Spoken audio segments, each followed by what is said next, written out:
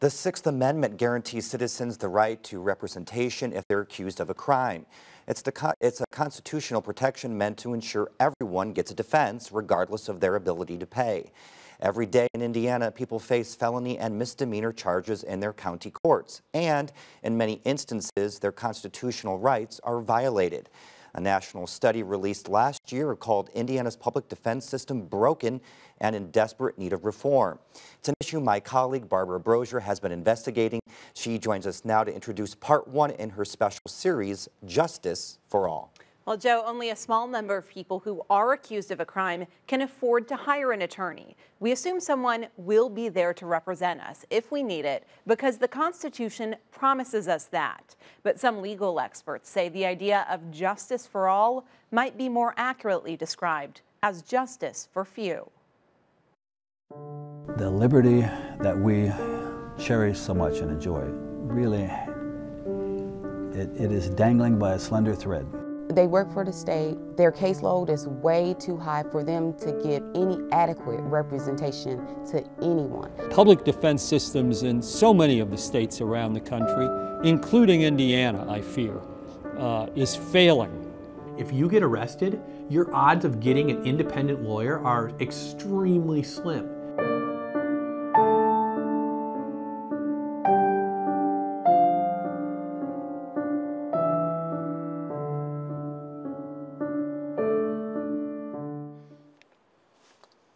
William Carey is trying to hold it together. I'm just tore up.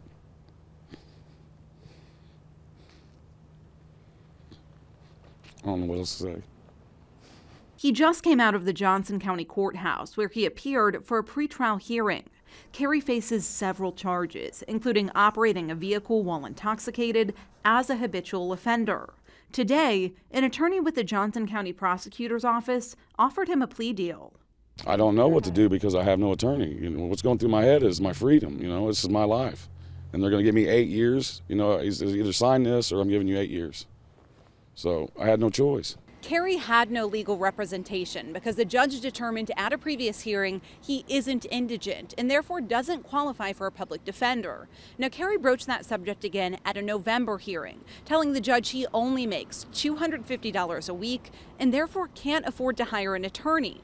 Now, we were inside the courtroom at the time, but Indiana law doesn't allow cameras in the courtroom, so we can't show you what happened. We can, however, tell you based on transcripts from that hearing.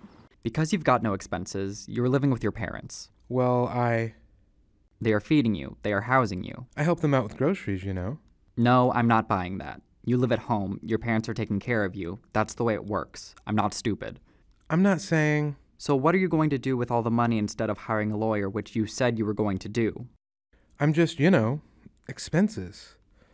So Carey says he signed the plea agreement. He agreed to plead guilty in exchange for the state dropping some of the charges against him because he saw it as his only option. It was wrong. I have no legal representation. I don't know nothing about the court system. Indiana doesn't have a statewide standard to determine whether someone qualifies for a public defender. It's left up to each individual judge to make that decision through a series of questions. Johnson County Superior Court Judge Lance Hamner says he doesn't think that's a problem. He's confident those who qualify for a public defender, at least in his county, are granted one. We'll hold a hearing and make a determination based on their income, based on the family income, based on the resources they have available to them, for example, the property they own and things like that, to determine whether, as a matter of law, whether they are indigent. But some legal experts say the definition of indigent is too broad and is applied inconsistently. It means someone who might qualify for a public defender in one county could be denied representation in another. The test in Indiana is called the substantial hardship test, and that simply means can the person accused of a crime afford to hire a lawyer without imposing a substantial hardship on himself or his family. And there is no, you know, simple objective test of how much income or assets do you have, because it depends often on the severity of the case. And that's not the only way public defense differs across Indiana. Yes, the Constitution requires states to provide public defense systems for their citizens, but Indiana passes that responsibility onto the counties and leaves it up to them to deliver on the promise. That means there's a lack of consistency across the state, and some argue a lack of quality. We've got a system that is broke. The legislature set up the Indiana Public Defender Commission in 1989, which establishes standards for indigent defense. It offers a reimbursement program for counties. If the county agrees to follow standards set forth by the commission, it could be reimbursed for up to 40% of the costs of non-death penalty felony cases. But just more than half of the state's 92 counties abide by the standards necessary to qualify. About 1/3 of the counties in the state don't participate at all. Counties don't like to take state money because they perceive strings attached to it, even though the strings are really protecting the public defenders, the quality of representation, because you have caseload standards, compensation standards, experience requirements for certain kind of appointments. The commission standards vary based on how much of a support staff the public defender has and what type of case they're defending. A full-time public defender with adequate support staff can take on as many as 150 felony cases in a year, while a public defender with fewer resources can take on up to 120 cases. The limits are higher for lower-level felonies and misdemeanors.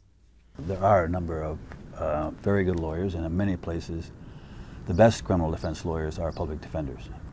But if you take the best lawyer and you handcuff their hands behind their back and you blindfold them and you give them no resources and throw them in the ring,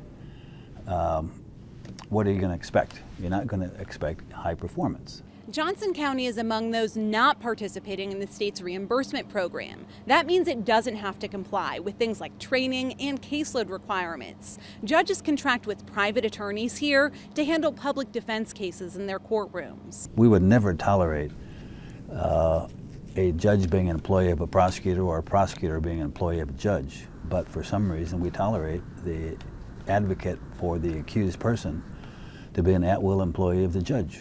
And then if you want to take an appeal, and you usually on appeal are alleging that the judge made a mistake, did something wrong, denied the defendant a fair trial, you got to appeal your boss and claim that the boss screwed up. The judges in our county, and myself included, expect zealous representation on the part of the attorneys that we appoint as public defenders.